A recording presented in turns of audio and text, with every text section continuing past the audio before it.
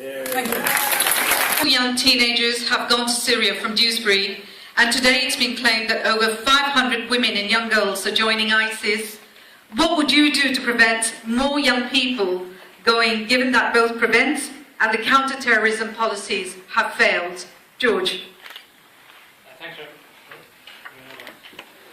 Which George? Me? I'll call you Mr. Galloway. I'll call you George. Is that okay? If you want me to call you Mr. Grant, I will. Is George all right? I'm very happy with either. I'm very happy with either. Thank you. Just a quick right of reply before we go any further on that. No. On Okay. Prevent, please. Right, so, what is causing this issue? I think foreign policy certainly plays its part. And I think anyone who denies that is foolish. But I don't think that that is the whole story. I don't care what anyone else says about me. This is why I'm standing in this constituency. To try and improve trust and respect between our communities.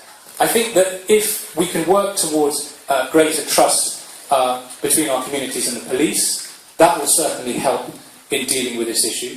But most of all, there has to be greater trust amongst different communities themselves, be they white, black, brown or any other colour. In spite of the fact that our values on everything, from our shared belief in the importance of family, to the importance of education, enterprise, community itself, are fundamentally the same.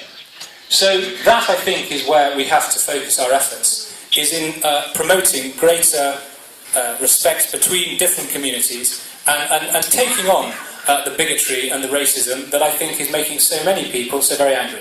If you look at statistics of young people who go into, who leave the country, they're not people, they are generally speaking, they're not people who have been conditioned over years and years. These are people who have come into religion, either reverts, converts, whichever way you want to wrap it up, and they have found an anchor because they are disillusioned. So what we need to be addressing is the root cause of that.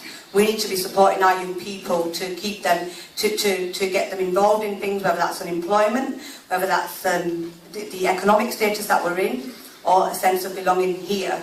British children, British values, our cultural values are aligned to them. There is, we have shared values and we need to focus in on them.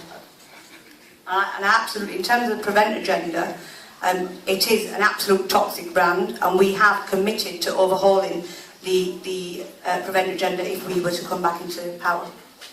Sorry, Naz, just at an earlier hustings that you were at, and I will come back to the others, you did say that you actually supported Prevent, and it had been, party to some of the money. So are we detecting a change in position related to Prevent? No.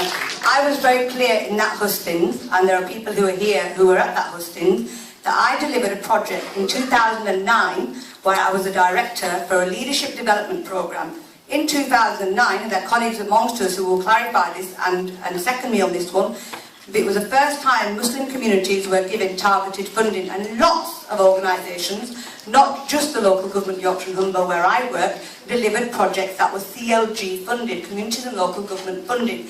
After 2009, Prevent went down the wrong route. It was absolutely the wrong route, and I do not endorse Prevent.